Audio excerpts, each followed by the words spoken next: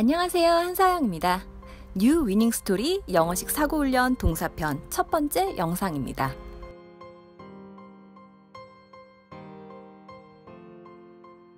지금껏 말문트기 시리즈에서는 질문하는 법에 대해 집중적으로 연습을 했고, 영어식 사고훈련 어순편에서는 1초 만에 문장이 나오기 위해 주인공의 행동을 먼저 챙기고 나머지는 스티커라든지 어떤 패턴을 활용하자는 훈련을 했습니다.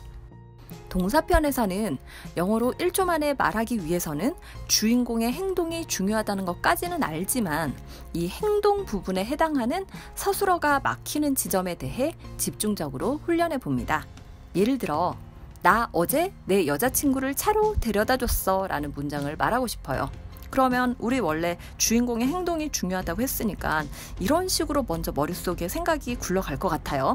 나 데려다 줬어. 여자친구를 차로. 그런데 데려다 줬어가 뭐더라? 이런 지점부터 막히는 거죠. 얼핏 생각해서는 주인공의 행동할 때 이 행동 부분이 동사니까 동사를 많이 외우면 될 것 같은데, 제가 영어식 사고훈련 동사편에서 설명드리는 부분은 이 동사를 일일이 외우는 것이 아니라 원어민들이 실제로 이 부분을 만들어 쓰는 원리와 감각에 대한 비법입니다. 물론 모든 동사를 이 방식으로 다 해결할 수는 없고 외워야 되는 부분도 당연히 존재합니다. 그렇지만 물리적인 움직임에 관한 서술어들은 단어를 몰라도 내가 만들어 쓸 수 있고요. 원어민들이 말하는 것을 해석 안 하고 그들처럼 이해한다는 게 어떤 느낌인지도 알 수 있습니다. 이 물리적인 움직임을 활용한 서술어는 이런 식으로 활용이 돼요. 지하철에서 옆에 있던 여자가 내 발을 밟았어. 그럼 우리 스티커 배웠으니까 옆에 있던 여자는 이 스티커를 활용을 하면 될 것 같고, 그 다음에 이 여자의 행동이 밟았어. 내 발을. 그럼 밟았다라는 동사만 알면 될 것 같은데, 놀랍게도 영어에는 이 밟았다라는 동사가 없습니다. 또 다른 경우 한번 보여드릴게요. 나는 스카프를 둘렀어. 그러면 나, 두르다, 스카프를 하면 되는데 두르다는 뭐였더라? 잘 안 떠오르시죠? 또 이런 문장도 쉽지 않아요. 옷에 커피가 묻었어.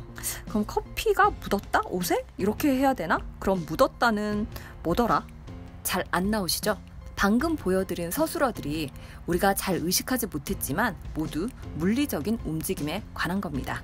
그리고 이런 서술어들은 딱 하나로 떨어지는 동사가 있는 게 아니라 표현 방식이 따로 있어요. 밟다 같은 경우 어떤 경우에는 step on이라 표현하기도 하고 get on으로 표현을 하기도 하고요. 두르다는 put around를 쓰기도 하고요. 묻었다는 get on을 쓰는데, 이 나는 커피가 옷에 묻었어 라는 표현은요, 엄밀히 직역을 하면 나는 커피가 옷에 생기게 됐어 같은 발상이 들어가는데요. 이 문장의 발상이 우리가 생각하는 것과 좀 달라지기는 합니다. 이건 나중에 동사편에서 get 동사를 집중적으로 공부하면서 더 설명드릴게요. 미리 필요하신 분들은 이전 위닝 스토리 동사편 get 동사 부분을 쭉 훑어보시면 됩니다. 지금은 이 서술어들의 표현 방식에 집중해서 더 설명을 할 건데요. step on, get on, put around 같은 표현들을 흔히 이어동사라고 하죠. 이 이어동사를 외웠으려면 외우기도 힘들고, 막상 쓰려고 하면 그때 외웠던 게 on이었던가 in이었던가 하고 뒤에 전치사가 헷갈릴 때도 있고요. 이래저래 굉장히 불편하고 어렵게 공부하는 부분 중에 하나예요. 그런데 아무리 원어민이라 한들 이 표현들을 자기네들도 일일이 외워 써야 한다면 그들도 불편하지 않겠어요? 굳이 그들이 이런 방식으로 표현을 한다는 건 그들이 불편하게 외운다는 게 아니고 단어가 없을 때 만들어 쓰는 원리가 있다는 거예요. 오늘 영상에서는 그 원리를 워밍업 차원에서 보여드리고요. 이후 동사편 전체에서 찬찬히 훈련을 해볼게요. 그럼 워밍업으로 이 문장 한번 만들어 볼까요? 나는 학교에 갑니다. I go to school. 잘하셨어요? 그럼 나는 학교에 걸어서 갑니다. 이 문장은 어떻게 하셨어요? 혹시 I go to school on foot 이라고 대답하신 분들 계세요? 아주 잘하셨어요. 예전에 혹시 이런 표현들 익히신 적 있으세요? 나는 학교에 버스로 갑니다. I go to school by bus. 난 학교에 지하철로 갑니다. I go to school by subway. 같은 표현들을 익히면서 그때 걸어서 갈 때는 by가 아니고 on foot이라고 따로 표현을 챙겨서 익혀야 했을 텐데 그걸 기억하고 계셨다면 굉장히 잘 하셨습니다. 또는 I walk to school을 떠올리신 분들도 계세요? 이 또한 정말 잘하셨습니다. 이 두 문장은 똑같은 뜻인데요. 뜻이 같다면 저는 어떤 문장을 더 좋아할까요? 당연히 I walk to school이죠. 왜냐하면 더 짧으니까요. 저는 더 짧을수록 더 세련됐다고 표현을 하는데요. 제가 방금 힌트를 드렸으니까 혹시 다음 문장들도 만드실 수 있을까요? 난 학교에 뛰어서 갑니다. I run to school. 난 학교에 차를 몰고 갑니다. I drive to school.